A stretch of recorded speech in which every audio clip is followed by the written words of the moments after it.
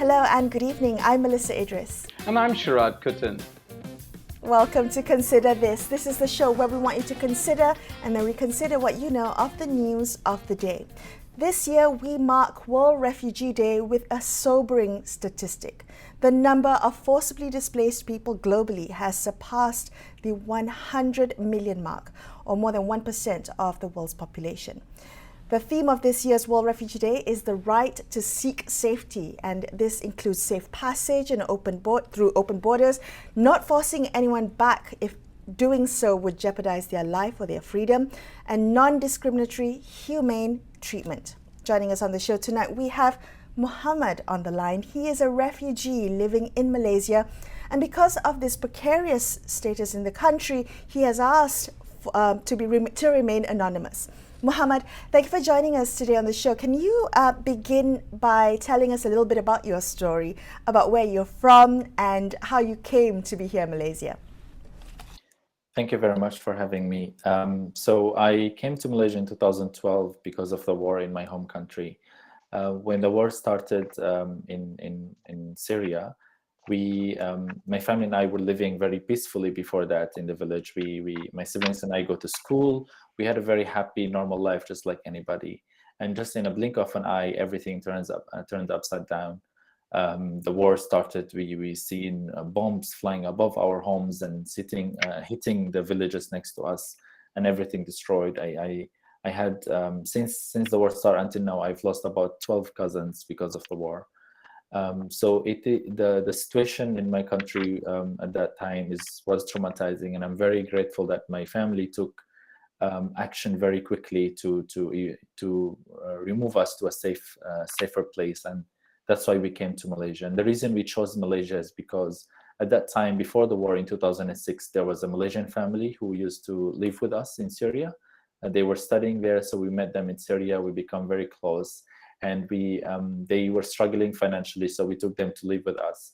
And then when they finished their studies, they came back to Malaysia. And when the war started in Syria, they invited us to come here, and that's when we chose to come to Malaysia. Mohammed, this a wonderful relationship that you have with the Malaysian family, that must be quite unique for most refugees. Most refugees probably land in a country where they have no connections, at least not intimate connections as you might had with those Malaysians.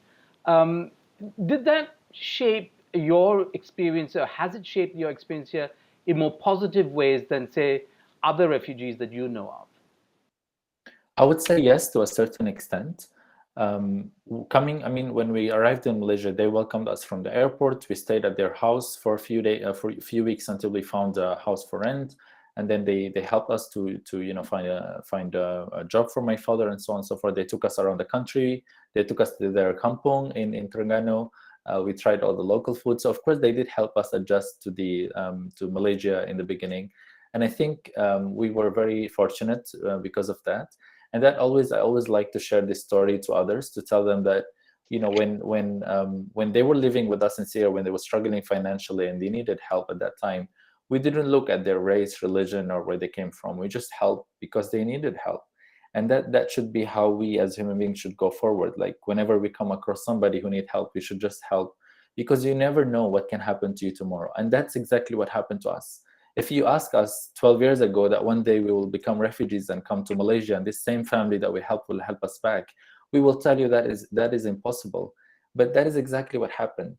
So that's how kindness works, and you help somebody in the next day or a few years later, this same exact person or God will send someone else to help you. So I would say we were very fortunate that we connected with this Malaysian family who, until this very day, we still visit each other. We still, during Raya, they have open house. We always go there, and they come to our house and they try Syrian food. So we still have very good relationship. Muhammad, help us understand the vulnerabilities of being a refugee living in Malaysia. Why did you opt to remain anonymous today? Are there concerns that you are worried about in revealing who you are? Of course, we are not considered legal here. We're considered illegal, pendatang asing tanpa izin parti. although it is not true, but according to the laws here, that's what we are. And for us to even just have basic human rights, that's illegal. And for me to even just speak up, be in a public platform like this is dangerous. I will be harassed publicly by cyberbullying, and there's a risk of me also what do you call it, from the authorities.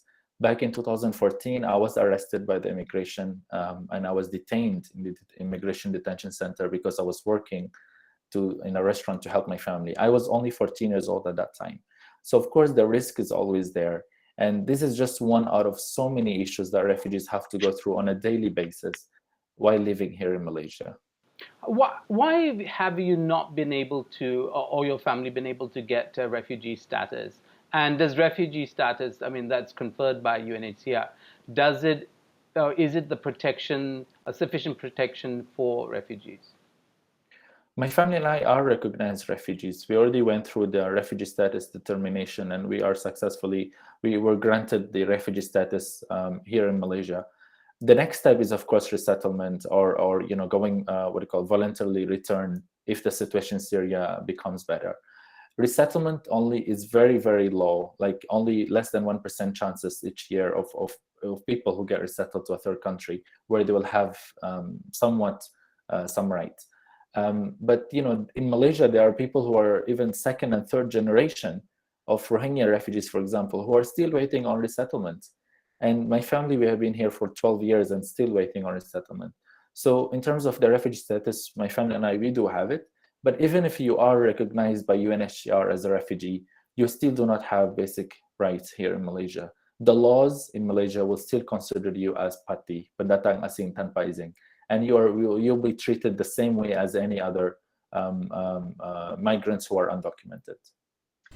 Can I ask you how then the past couple of years with the pandemic and the lockdown has been for you? What have been the additional challenges that you as a refugee have faced? Well, even before the pandemic, refugees were struggling to make ends meet, working on a daily wages, earning 30 ringgit and less to put food on the table and feed their families and pay rent and healthcare and so on and so forth. So when the pandemic started, the situation just become worse for them. At least there were some programs offered by the government to help some Malaysian families, but there was none for refugees. And of course, a lot of Malaysians themselves were struggling, but for refugees, it was even worse, because even if they try to go out and do some work, they will still be in risk of getting detained and arrested. But at the same time, I also noticed there were a lot of positive responses from a lot of Malaysians that we know who have been, who lended hand. These are all NGOs and just the public who offered help and supported refugees through the pandemic, sending food aid, supporting people to get the vaccination and so on. So of course, while there are all these bad things are happening, while there are all the laws that are being imposed on refugees, there are many Malaysians who are very, very considerate and very kind towards these communities. Mohammed, do younger refugees like yourself, you came as a very young man, are younger refugees more likely to adapt and survive this experience than, say, older people? Where do you see, the challenges there for the individual? I would say of course, for adults and children, it's a different experience. Like, for example, my parents, until now, they cannot speak Bahasa Melayu, whereas me and my siblings were all fluent in Malay. And I think having mastered the Malay language it has made our lives a bit slightly easier to communicate with the locals here, to even communicate with the authorities whenever we have issues with authorities, to even integrate with local communities. Whereas for adults refugees, for example, like my parents or any other adult refugees that I've met, it's a bit hard for them to what do you call it, learn a new language, learn a new culture, for example, adapt suddenly. Like, imagine they have lived a very happy life back home, and they had jobs, they had houses. Like, my father had a very good paid job, and we had our own house, a bungalow house, we had our own farm, but in just a blink of an eye, everything is gone. So for our parents to quickly move and change that and adapt to a new life where they have to work on daily wages and make ends meet, and then having to depend on their children for survival as well. It's very difficult for them. Whereas for children, I think it is a bit slightly easier. But however, of course, then comes all the issues that children face, like access to education. In Malaysia, they're not allowed to enroll in government schools. So NGOs and UNHCR have set up community learning centers. But, education is not of a good quality. The resources are very limited, and most of these CLCs are often overcrowded and underfunded. So, and of course comes in the mental health issues that they struggle with. We have seen few cases of youth who committed suicide in the past few years because of the situation that they are going through. Mohammed, I'm sure it's taken a lot of courage for you to come on the show today and for you to speak your truth, and we appreciate that. I do want to ask you what your personal hopes are. What is it that you would like to see in this lifetime, would like to see change for your future? And also, what would you like our audience tonight to understand about the life of a refugee here in Malaysia? Whenever someone asks me about my hopes, I'm always very optimistic and I think very big. But sometimes it's the little things as simple as just accepting us and looking at us just like how you would look at any other human being. Like, why does a piece of paper or a piece of document have to determine the value that I have as a human being? That is the question I always ask myself. Why does a piece of paper, a piece of card, have to determine what am I worth of and am I deserving of human rights? So I think the basic thing for me that I always hope for is for people to be more accepting and more tolerant and more open-minded towards accepting new people in their culture and in their society. And I, as a refugee who have lived here, I am forever grateful for Malaysia, because like if I didn't come here, I wouldn't be who I am today. I wouldn't have learned English and Malay. I wouldn't have learned all those skills. So, I will forever remember Malaysia, and wherever I go, I'll always bring Malaysia's name high up, and, be proud to be someone who lived in Malaysia and called Malaysia a second home. Mohammed, thank you so much for joining us on the show today. Mohammed, a refugee from Syria, now living in Malaysia. We're going to take a quick break here on Consider This. We will be back with more. Stay tuned.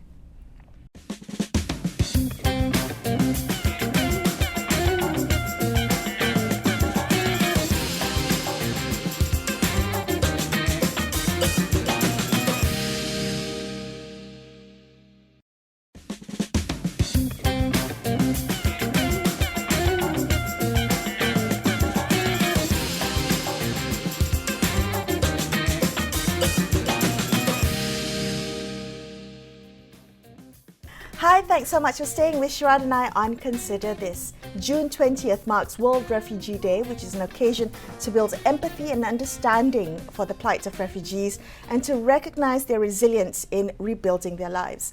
This year, the focus is on the right to seek safety, that every person on this planet has a right to seek safety, whoever they are, wherever they come from, and whenever they are forced to flee. So joining us on the show now, we have Tam Hui Ying. She is the Executive Director of Asylum Access Malaysia. Hui Ying, can we begin with this year's theme for World Refugee Day, the basic right to seek safety? I wonder what you think, whether this applies to Malaysia, whether we uphold this right, or where we might improve in this respect. Yeah, so first of all, thank you so much for having me here and for commemorating such an important day. So on the right to seek safety, I think there's just a few things to kind of unpack there. So I think maybe starting with the should we, like, so is this a right that Malaysia should be upholding? So I think oftentimes we hear, oh, well, we are not signatories to the 1951 convention. And so, all the rights under there or rights that apply to refugees do not apply to Malaysia. So I just want to start off by saying that is untrue. We are, signatories to human rights, other human rights conventions that do safeguard this, right?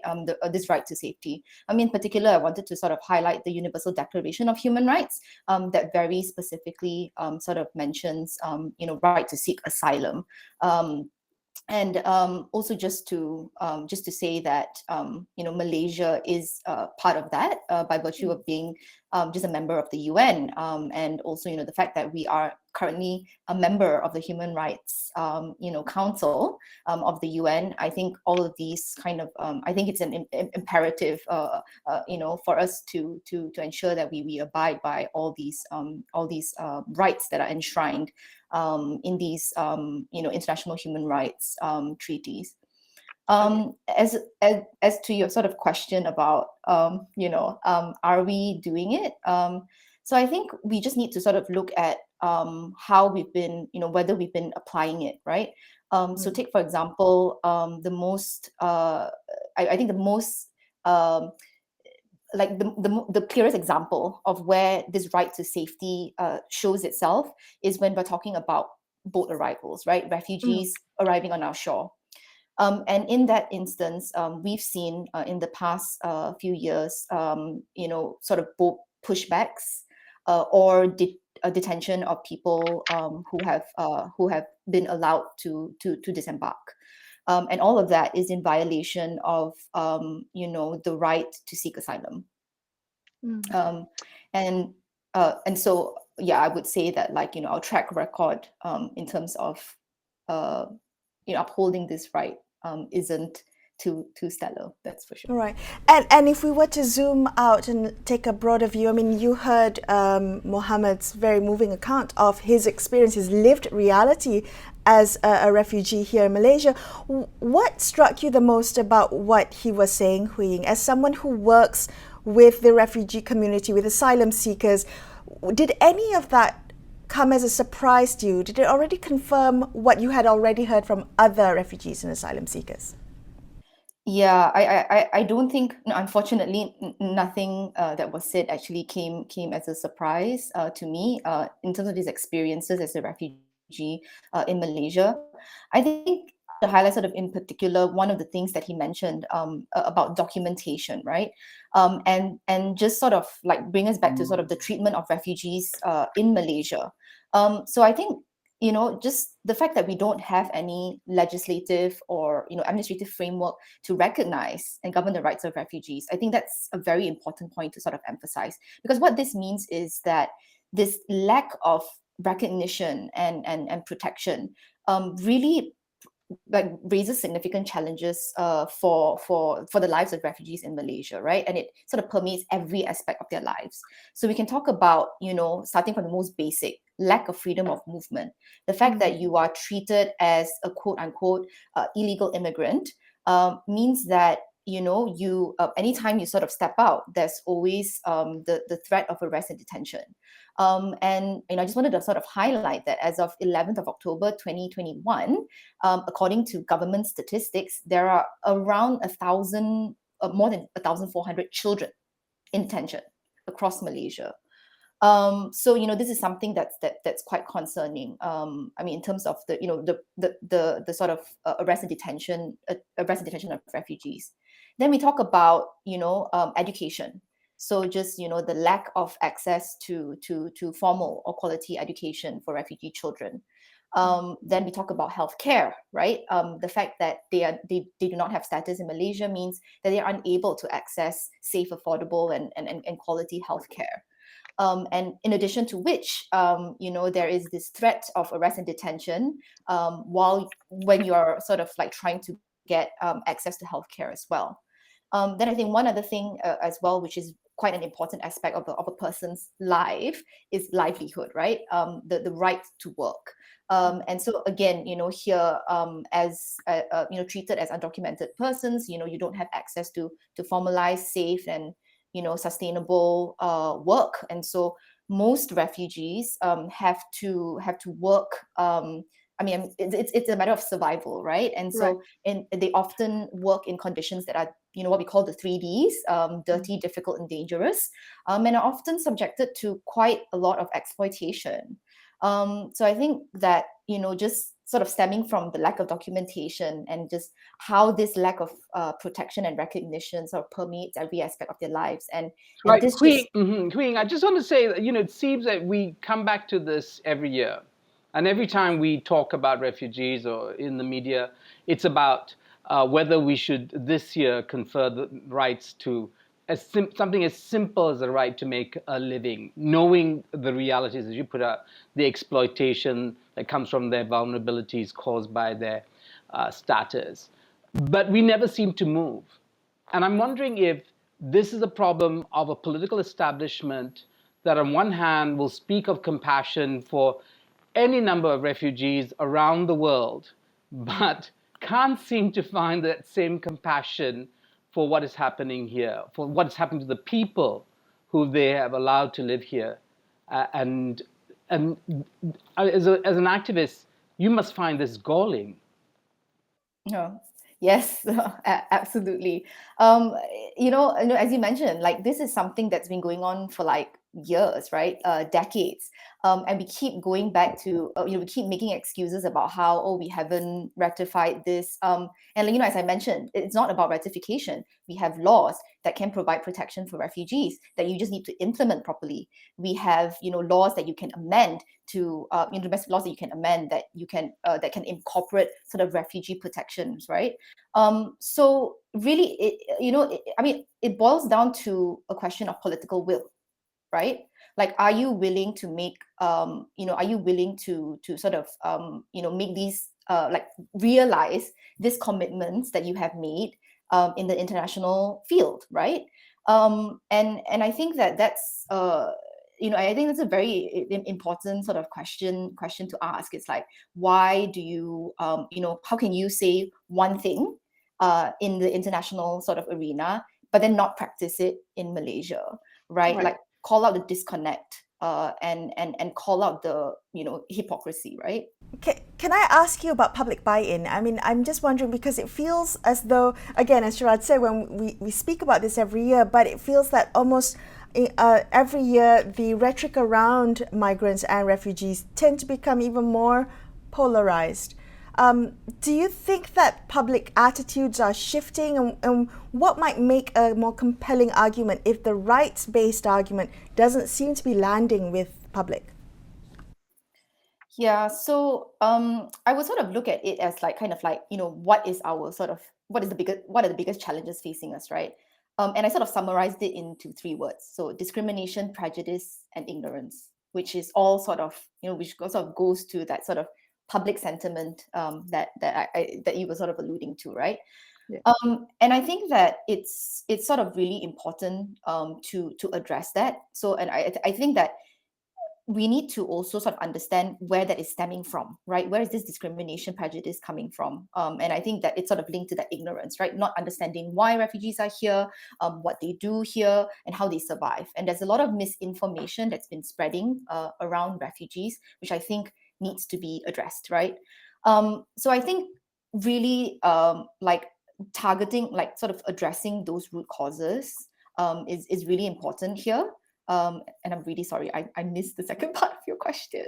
Well, it was really to do with the fact that how do we get the public narrative to shift? How do we get, again, from looking at refugees as a cost, as a threat, to flip the narrative and focus on everything that a refugees and migration brings to the country, the skills and the knowledge and the innovation. How do we get that narrative to flip? So I think that is a question that I think a lot of us within the set of refugee rights field is really trying to figure out. But to me, I really think that it goes back to one, sort of addressing the ignorance and the misinformation, and like 2, really not stoking those negative sentiments, right? I think having more really sort of like pushing back against the negative narratives that are sort of peddled by different parties. And I think the third thing goes back to, I think, common humanity, sort of recognizing that refugees are humans, right, with rights, and we're all the same. And that, we all face discrimination in many ways as well, right, as Malaysians. And it's understanding that that we should be standing together in solidarity as opposed to pitting one against the other.